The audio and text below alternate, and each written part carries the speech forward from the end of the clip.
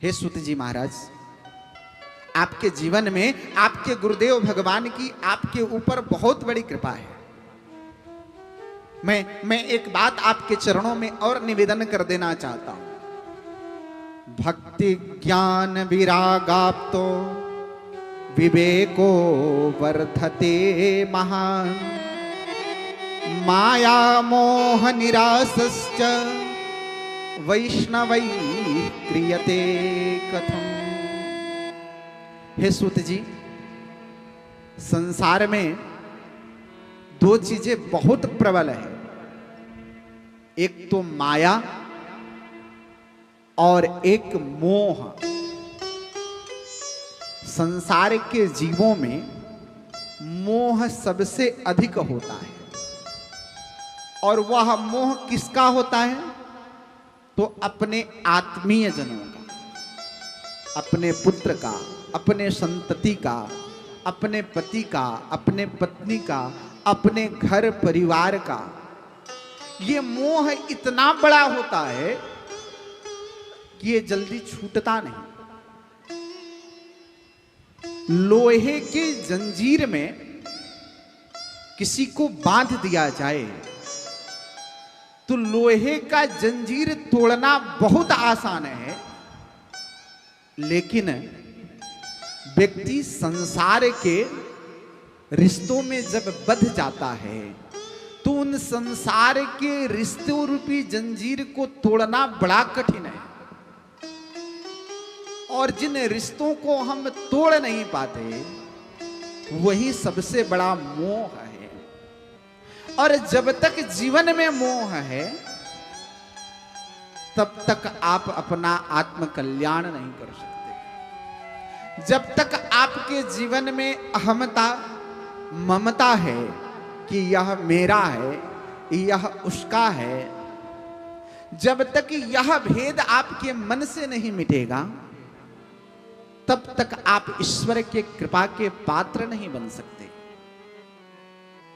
शौनकादिक ऋषि यही बात सूत जी से कह रहे हैं कि हे सूत जी महाराज, इस कली काल में माया मोह निरासश्च वैष्णवैः क्रियते कथम। जब तक व्यक्ति माया से और मोह से जब तक दूर नहीं होगा तब तक भगवान के समीप वह जा भी नहीं सकता है।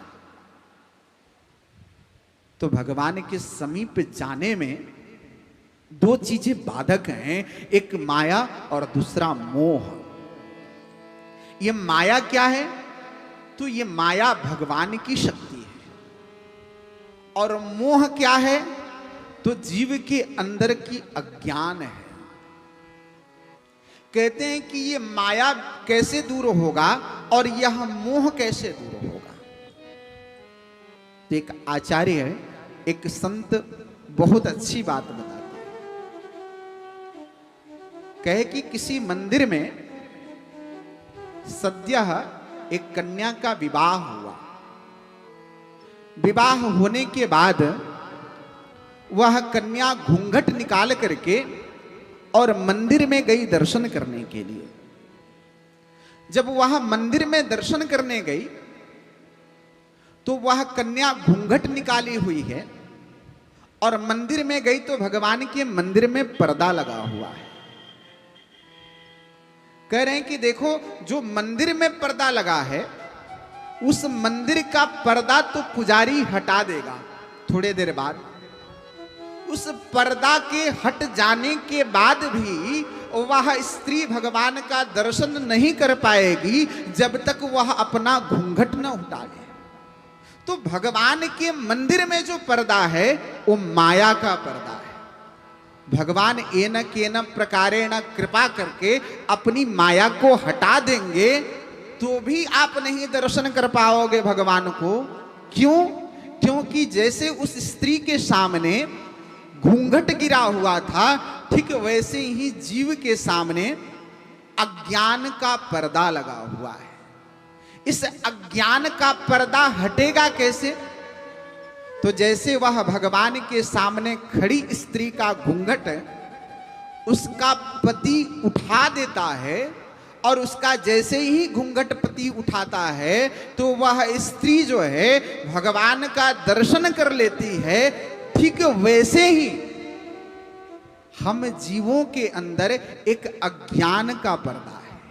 इस पर्दा को हटाएगा कौन? भगवान ने कृपा करके माया के पर्दा को हटा दिया, लेकिन अज्ञान के पर्दा को हटाएगा कौन? तो अज्ञान के पर्दा को हटाने के लिए कहते हैं कि देखो, इस अज्ञान की पर्दा को दूर वही करेगा जो आपके जीवन में जो गुरु होगा।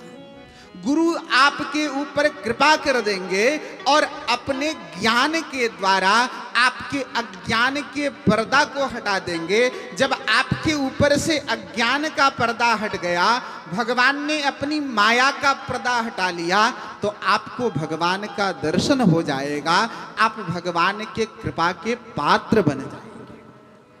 बोलिए वृंदावन बिहारी लाल की जय हो। सूत जी कहते हैं कि हे ऋषियों, आपने जो प्रश्न किया यह प्रश्न बड़ा अत्यंत सुंदर है।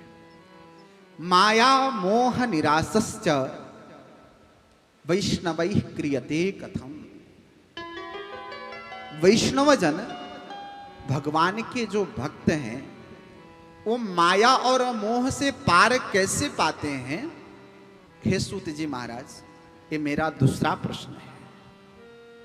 तीसरा प्रश्न करते हैं, कहते हैं कि यह घोरे कलौ प्रायो जीवश्चाशुरतांगतः क्लेशाक्रांतस्य तस्यैव शोधने किं परायणम्।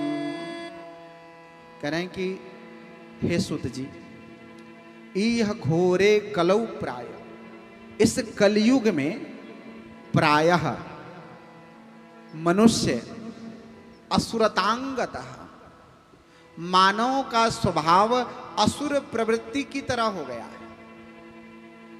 असुरों का स्वभाव कैसा होता है? राक्षसों का स्वभाव कैसे होता है? तो राक्षस असुर जैसे अपने लिए जीते। इस कलिकाल में जीवों का भी स्वभाव अपने लिए हो गया है। इस संसार में कलिकाल में यह जीव प्रायः अपने लिए जीता है और अपने लिए मरता है।